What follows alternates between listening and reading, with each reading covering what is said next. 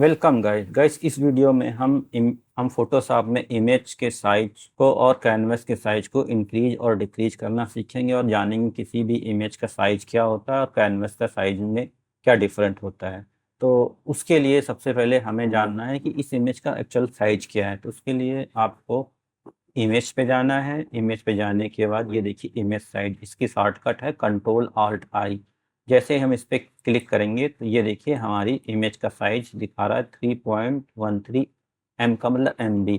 इसकी डायमेंशन दिखा रहा है 1280 इसकी विड्थ है और 854 इसकी हाइट है। यहाँ पे मेंशन है, देखिए विड्थ है इसकी 1280, हाइट है इसकी 850। ये पिक्सल्स में, रेजोल्यूशन इसका 72 है।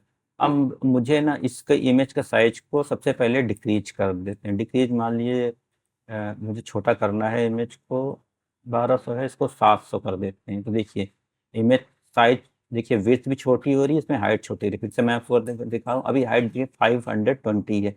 जैसे ही मैंने इसको 5 प्रेस किया तो हाइट क्या हुई, 387 हो गई। हाइट इमेज के रेशियो में, विड्थ के रेशियो में हाइट इंक्रीज हो रही है। जैसे ही मैं इसको ओके करूँगा तो देखिए इमेज हमारी छोटी हो गई। अब मुझे कहाँ जाना है, अब मुझे जाना है फिर से इमेज में जाना है, इमेज के साइज में जाना है। तो देखिए अब इमेज का साइज कितना किया था लास्ट टाइम मैंने, 580 एंड 387। मुझे इसको फिर से रिस्टोर करना है। तो फोटोशॉप में इमेज को अंडू करने के लिए एक शॉर्ट कमांड होती है Ctrl+Z। इसको जैसे ही मैंने Ctrl+Z किया तो ये एक्चुअल साइज में आ गई। दूसरा तरीका क्या है, आपको एडिट में जाना है। ये देखिए Ctrl+Z लिखा हुआ है। अभी ये डीएक्टिव इसलिए है कि मैंने Ctrl+Z ऑलरेडी कर लिया है। फिर से हम चलते हैं, इमेज में चाहते हैं, इमेज साइज में जाते हैं।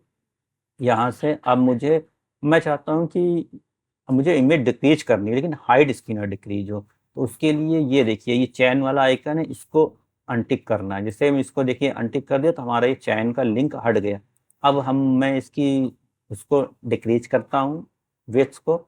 तो ये देखिए इसमें विड्थ डिक्रीज हो रही है लेकिन हाइट में कोई फर्क नहीं पड़ रहा है। और इसमें मैं आपको एक चीज़ बता दूँ, रिसैम्पल फोटोशॉप में इमेज को डिक्रीज और इंक्रीज करने के लिए कुछ इसके प्लगइन्स दिए हुए हैं। जैसे ये बिक्यूबिक शार्पर रिडक्शन है, तो बाय डिफ़ॉल्ट ये रिड्यूस करने के लिए यूज़ है। जब आपको ये रिड्यूस करना है तो आपको यही ऑप्शन चूज़ करना है। ये जैसे मैंने ओके किया, इसकी विड्थ स्ट्रेच हो गई लेकिन हाइट एकदम सेम है। फिर से मुझे इसके एक्चुअल में लाने के लिए आपको एडिट पे जाना है। शॉर्टकट मैंने ऑलरेडी बताया हुआ Ctrl+Z जैसे ही करेंगे एक्चुअल साइज में आ जाएगी। इस तरीके से आपको फिर से इमेज साइज में जाना है। अगर आपको रेशियो मेंटेन रखना है तो इसको टिक करना है, रेशियो मेंटेन नहीं करना है तो उसको अनटिक करना। अब चलते हैं कि इसको इंक्रीज करना वाले 1200 से मैंने देखिएगा, अब मैंने फिर से टिक कर दिया तो हाइट उसके रेशियो में इंक्रीज होगी। 5 प्रेस किया, देखिए हाइट 104 हो गई। अगर आपको इमेज इंक्रीज करनी है तो उसके लिए फोटोशॉप में ये देखिए दो प्लगइन ये दिए इंक्रीज के लिए होते हैं, प्रिजर्व डिटेल इनलार्ज 2.0 इनलार्ज। इसके बारे में इन फ्यूचर में डिटेल में बताऊंगा। आप इनमें कोई भी ऑप्शन चूज कर लीजिए और इसको ओके कर दीजिए। तो जब इमेज इनलार्ज करेंगे तो इतनी पिक्सलेट नहीं होगी। फॉर एग्जांपल मैं आपको करके दिखा देता हूँ। जैसे मैंने इसको 7 पे प्रेस किया तो अभी आप देखिए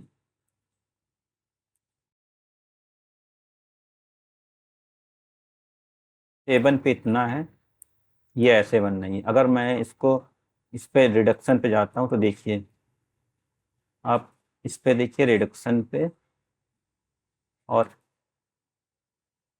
थोड़ा सा इसको और जूम करके मैं आपको दिखाता हूँ। थोड़ा सा इसको कम मैं कर लेता हूँ ताकि आपको समझ में आ जाए, और थोड़ा सा कम कर दे खाली कुछ डिटेल्स दिखने। अब आप यहाँ पे कंसंट्रेट करिएगा, इसके जाता हूँ रिडक्शन पे।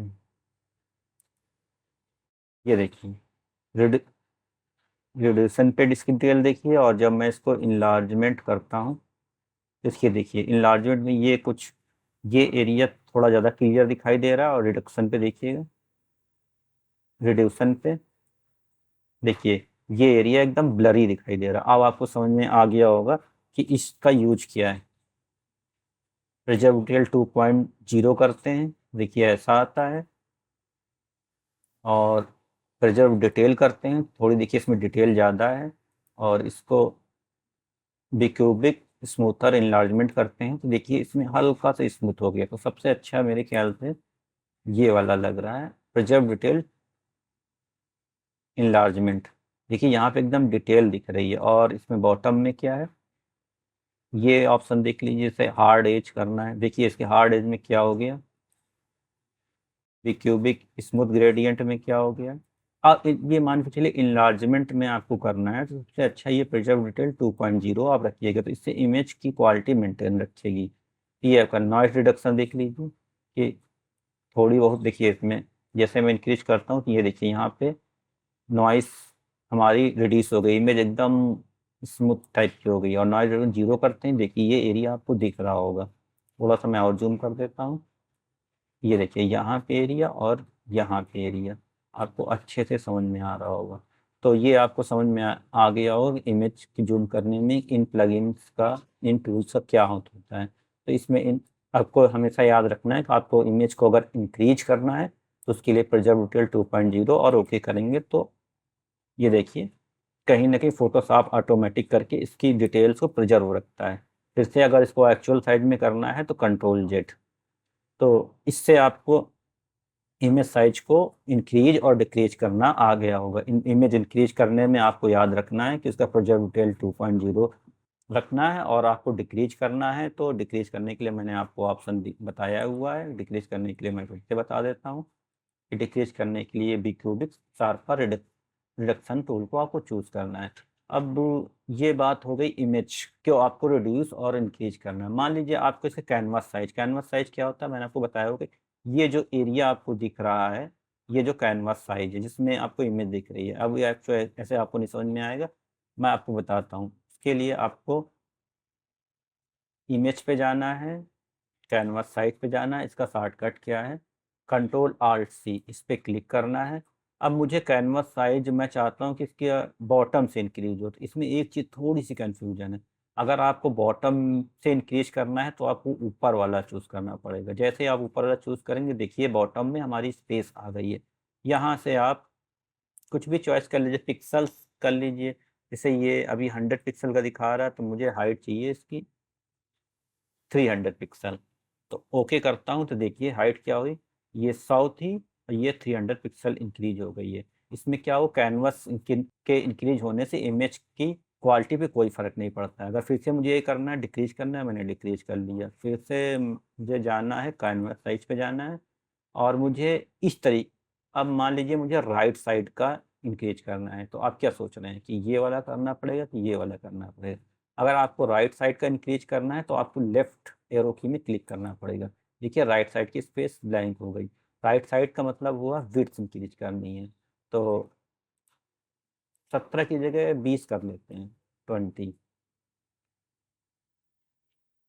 और यहाँ से बैकग्राउंड है, आपको कैसा रखना, वाइट करना है, ग्रे रखना है कि कैसा कलर रखना है। मान लीजिए आपको अगर बैकग्राउंड वाइट करना है तो ओके करेंगे तो वाइट में आ गया। कंट्रोल जेड करते हैं, मैं ब्लैक में भी आपको दिखा देता हूँ।